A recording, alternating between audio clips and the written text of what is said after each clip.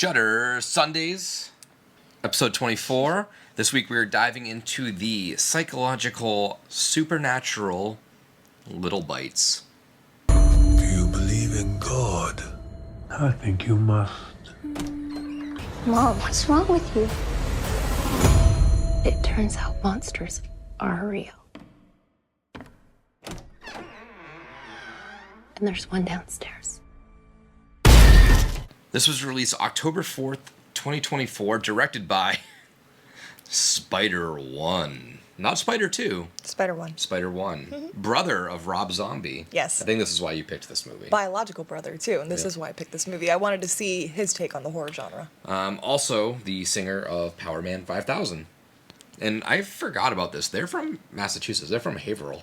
Really? Massachusetts. I knew Rob. That makes sense, because I remember Rob Zombie's from Massachusetts. The Zom brothers. Yeah, so there was also an interesting producer note on this movie. Cher and her son Chaz Bono. Bono, yeah. Bono. Mm-hmm. Weird. Very interesting cast for this, too. Pretty stacked cast, honestly. The cast itself is pretty big. Besides, I haven't really heard much of the lead. Chris Fox. But Chris Fox, she played Jennifer in Terrifier 3. And I believe it's Spider-One's wife. I think I had read that when I was doing research for this, too. So interesting. The zombie brothers filming their wives. But this also had John Sklaroff as Igar, Phoenix Caro as Alice Vogel, and then you had the kind of surprise cast. You had Bonnie Aarons, who was, her mother, but that was the nun from the Conjuring franchise. Also, Heather Langenkamp made an appearance as she did. Eleanor. I had to go back and rewatch because she has a very pivotal scene, but I just really I didn't remember it. I didn't either. I had to go back and watch it too. Yeah, it's a pretty small cast, so there wasn't I was like, how did I miss her? There's only 5 real characters in this movie essentially, so I had to go back and rewatch. I was like, oh, okay, yeah, that makes sense. But before we dive deeper into that, why don't you give a short little synopsis on Little Bites? Little Bites. Mindy is a young mother who is recently widowed. Her daughter Alice is currently staying with her grandmother while Mindy takes care of some things.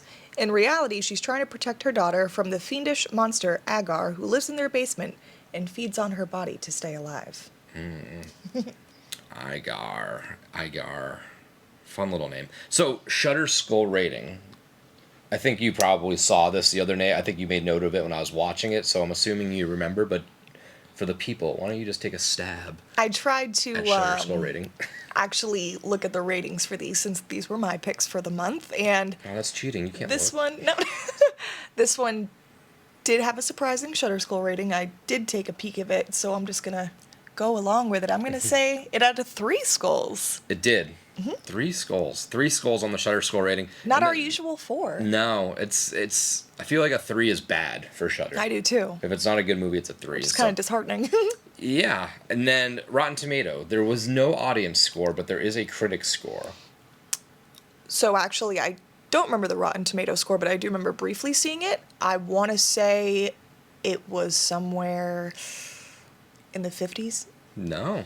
When I just checked. Maybe I'm getting it confused with our other Shudder Sunday. Maybe, or I do believe this was. Was it 83? It was 80. Oh my gosh, so this was the one I looked at. I was like, there's no way it was that was rated that well.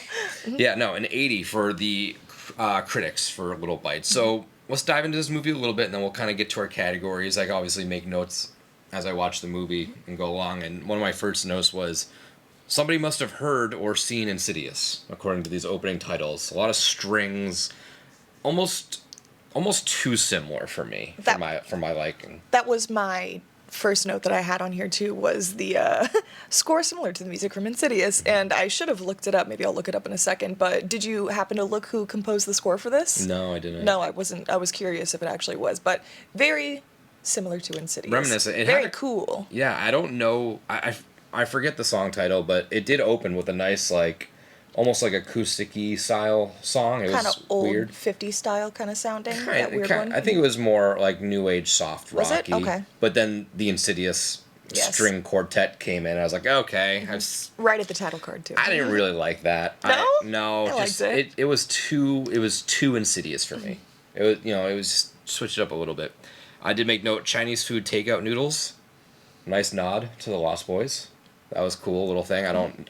I'm pretty sure there's really not much research on this movie as it's fairly newerish and obviously like a smaller scale movie, but I'm just going to go out on a limb and assume that was a nod to the Lost Boys. I didn't even think of that, but that is a good idea. I mean, it's a good thought. It stuck out to me. It's really the only thing they've eaten in this thing, so it was just heating up Chinese food noodles. That was cool. 30 minutes into this movie, I really wasn't sure what the purpose was when I had my first watch through. It was a very slow drip movie. Yes. And there's a lot, even finishing this movie, there was a lot of questions that I had unanswered still. So that one was a little weird for me. When she brought Paul over to the house and she's making ice cream and she's like hammering shit and like slamming the table, like she was like, "Oh, sorry, I just couldn't find an ice cream scoop." He I definitely was like, heard "Why that. would you be He heard that slamming around, looking to like thinking that was an just smashing pills up?" Did she have to make her own ice cream scoop? Is that what she was doing in there? At least say you're like smashing up nuts for the ice cream sundae or something. And it's just ice cream covered in cough medicine. Like you could smell that immediately. Like there's no way you'd eat that. And she stirred it all up to where it was like already really melted. Yeah. And he was like, It's good ice cream. He was like, "What flavor is this?" And she was like, "You don't like it?" And I was like, "You could have at least told me it was like, oh, like strawberry syrup on top or something." But Paul was obviously played by Chaz Bono, so that was Cher's son. So I made note of this later on. I kind of wanted to add a new category to our things. This is a shock to me. So yeah, Live. this I was gonna add. I think I want to do a thing called like a hellacious take. So like a hot take on this. Okay. And I had one. Let's hear it. Paul's a bitch. Like, kind of... I felt bad for Paul. No, see... He was too nice. Exactly. So this lady... Look at Paul. I mean, he's not setting the world on fire, right? You know, I don't see ladies lining up to him. They made him extra geeky, I think, for this role as well. Yeah, he's got no family. He's got a cat. And this, like, That's what got me, the pretty cat. attractive lady comes up to you. And he's like, just go home with her. Like, just do it. Get the deed done with and move on. Like, there's not many other ladies out there for you, Paul. But I think that his suspicions were pretty high, too, knowing the way self was presented. He was like, He was like, I'm trying to... Are you a hooker? I was going to say, I think he also thought she was a hooker, so... And her makeup was bad. But, like, yeah, even if she is, Paul, like, just do it, man. Stop being such a little puss. Like, just go and, like, have a little fun. Go to Downtown. Example, if that would have happened to you, you would have almost died. Yeah, but, I mean, not to say I'm beating women off with sticks, but, like, I'm not Paul. Like, there's not many options for Paul. Like, he's got to just take what he can get. And that was that's a reach for him. I appreciate him being more on the cautious side. That was that's a hot take for me. I think he should have just gone full, just jumped into the pool. I think it was more of a realistic take, though. It was, but which I enjoyed, especially for a movie that usually doesn't have realistic takes. Yeah, no, I mean, I get it. He's cautious, whatever. But, like, in his scenario, like, just take your win, man. Take the W.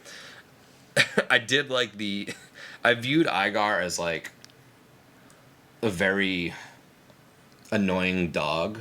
When he, like, pushes the food around, he's like, he tastes like misery and despair. What is that? My meal. I don't eat the dead.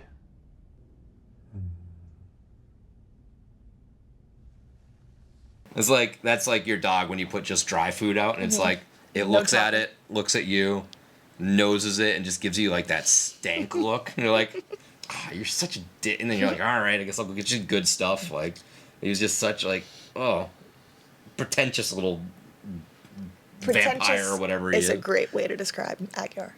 I was like, you can't taste that. You can't taste despair. You can't taste feelings. We'll get to that, actually, 'cause I made a note about that, connecting to that. I thought the Heather Langenkamp scene, while it did feel very, we only have her for one day, let's fit her in, I thought that scene was very pivotal. I did too. I thought it was a great scene. I liked the stages that she broke down for her, and I actually made note of it. So when dealing with children, there's sort of 3 stages. Stage 1, you stand behind them to protect them from falling. Stage 2, you stand in front of them to protect them from anything that's coming their way. In stage 3, you stand aside them and work together. And obviously, this was very on the nose for the movie. It's pretty much just telling you what's going to happen. And she even made note of it. She's like, oh, you have a daughter. How old is she? 10? She's like, well, at what age do you stand beside them? She's like, right about now. And we're like, okay, well, I see where this movie's going to go now. Right. So I thought that was a very pivotal monologue from her. And I think it was put in there pretty well for as seemingly like thrown together as it felt. It did feel a little like, well, let's get a big name and we got a good scene. Like, let's just. And the scene made sense too. It's not like it didn't connect with anything too. I thought it was okay. I just wish it was a little bit. I wish she would have got added in a little bit more, not just that scene specifically. Yeah, because that's what took me a little bit to, down the road into it. Yeah. To like be like, wait, she was in this movie? Like, I gotta go find her real quick. When Grandma came over, the nun. She's like, you look like crap. It's like, oh my god. And this is a big theme in the movie. Like, I don't know what you took this as, and I guess we can talk through the movie and then we'll get to what we thought that this movie was about. But it was just like, dude, you look like a clown, Grandma. Like, you have all that weird, gross, crazy, like, grandma makeup on. Like, she's just tired. But she's tired, but my thing that kind of, like, pissed me off, too, is, like, Mindy wouldn't tell anyone what was going on. It's like, how do you explain something like that? Like, I have this demon living in my basement feeding on me. But then it's like, the mom was, like, on the phone. She was like, oh, like, Alice has been wondering. It's been, like, 3 weeks. It's almost been a month. She's like, what's going on? She was like, I just got to take care of some things. She's like, are you on drugs? And I'm like, I would think she's on drugs, too. Yeah. So that brings me to the, like, Igar itself. Like, why? That's the biggest problems I had with this movie. The questions of, why is he there? Why hasn't she fought back? Why doesn't she just leave? Like, what? How did she get put into this situation to begin with was my whole thing. Yeah. It just jumps you kind of right in, and you expect, okay, that's interesting. Like, maybe we'll figure it out down the road. And you really don't necessarily. It's the whole movie is just a giant metaphor, and we can kind of talk about that in a second. But my last little note as watching through this, when she brings her kid in to look for Igar and it's like gone, and it's like this crazy instrumental. It's like they just like hit every instrument they found, because it was just like cymbals, orchestra, like everything was going. It was a little jarring for me, and it almost turned comical, like very slapsticky. But those are the notes that I had through the movie. Did you have any other various notes before we kind of discuss this whole metaphor thing? I did put that it's hard for me sometimes to get into movies when it's kind of mainly shot all in one setting or one location, which I feel like the majority of this was shot in her home, other than when she goes to the park to speak to Heather Langenkamp's character, and then like the one scene where she's at the grocery store, I think, and runs into one of her friends. But for what it was, I really enjoyed the house scenes. The house made it feel like, I don't know, very like an authentic like home that just seems like uneasy. Like, the actor Chris Fox, I feel like you could feel her despair and like defeat from Agar feasting on her all the time, and just the colors that they used in this too were very muted and kind of very like dreary, and it kind of feel like it had like that kind of like film cast over it. But I really enjoyed that. Another thing I had too was, you kind of touched on it before saying like vampire-esque, but Agar's character design I thought was very interesting. Very elongated, pointy face with kind of vampire-like fangs and teeth kind of stuff. The way he spoke, though, was very like intricate and like kind of sounded like he had a British accent. I could be mistaken. Could be a different accent, an old folk accent, kind of what it sounded like, with a little hint of that. But I wished we kind of found out more of what he really was, That was disappointing, because he did have that very regal, that's the word I was looking for. Thank you. Vocalization. So, as far as this whole metaphor we've sort of been referring to, what did you take the metaphor of Little Bites and the demon or vampire character as? So, when it took me a couple watches for this, because it was usually on my days off when I napped during the middle of the day and I put it on, so I had to watch it a couple times to really get through it. But that's not a bad thing. Not that I didn't enjoy it. But I essentially thought that maybe in the beginning when I was seeing this, I was like, oh, maybe like Agar helps her see her dead husband since she's like recently widowed and stuff like that. She's like, oh, if you do this, like I could bring your husband back or show him you or something. So I would assume, I was under the impression that he had some sort of supernatural powers or whatever, you know. But even finishing the movie and how the ending is, we'll talk about it a little bit later on, but it just kind of didn't make sense to me. The only thing I could interpret that I kind of put in my notes as well is that maybe once Mindy reached a certain age, she knew Agar was going to be coming for her, and maybe his beastliness or whatever kind of entity it is runs in her blood, and she didn't want Alice to be introduced to that maybe and know like what she truly was, that she is this kind of monster or whatever. So it was very hard to try to dissect, and I enjoy trying to dissect films, and this one was kind of tough for me. I took it as two different interpretations. One, addiction to drugs. Okay. And like parents belittling you, essentially. Okay. Because I viewed the mother almost as the Igar creature, because the little bites are all the little digs that the mother is giving her. Oh, you look like shit. You look like crap. Why don't you come pick up your daughter? Like, that's kind of eating away at her.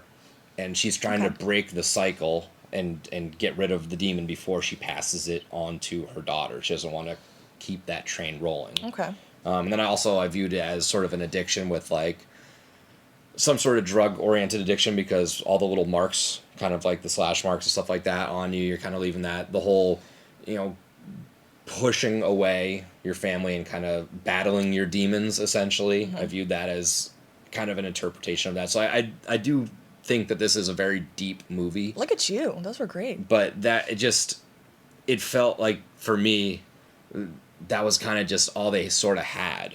They didn't have enough explanation of the other stories, and that's why I think we didn't get the full explanation of Igar, and just like, I think he was pretty much just a metaphorical stand-in for what they wanted to actually tell as a story. It needed a little more substance in that aspect. But that's how I took Igar as sort of a representation of her mother. And I could totally see that too. Yeah. So let's get into our categories a little bit. So let's get into the good. What did you have for the good for Little Bites? Honestly, even though it was a little bit of a slow burn at the beginning, I thought that it was a little bit suspenseful. It kept you curious throughout the whole watch. Like I'd mentioned before, I really liked the coloring. The score, even though Nick was a little... It was just the Insidious stuff. It was the Insidious stuff, yeah, but I enjoyed that. But I mean, hey, I like what I like. I like Insidious too, so of course I'm going to like this. Yeah. But the other music choices that they did take were pretty cool. I thought it was a very unique story. I felt like this was something a little bit different that we haven't seen in more recent years for horror and stuff like that. I thought it was interesting to see as well, how I brought up earlier, to see what kind of route that Spider-1 would take with the horror, and I think it's completely different than what his brother, Mr. Rob Zombie, does. Mr. Rob Zombie. Mr. Rob Zombie. So I think it was very cool to see his take on it. And like you said, I feel like this was a really thought out and executed film, especially for being one of his debut films, if I'm not mistaken. I think I put the pretty stacked cast. I think I kind of went over, when you were jotting off the notes about it too, kind of everything I had. What did you have for some of the good stuff while I look over this? I put the acting was really good. Krsy definitely carried this. The acting was good. I need to go and see. I don't think she's really been in a lot, but I think this could catapult her a little bit, because she carried this. There's obviously side characters, but this is primarily her story. There was a couple transition shots that I really liked. You talked about the grocery store. I liked that it went from like pitch black to bright fluorescent lighting. It was very jarring and kind of just threw you in there, and I thought that was a pretty good little sudden change transition. Igar, we talked about the design. I thought his design was really good. I liked his formal dialect. The bites, when he was like gnawing and...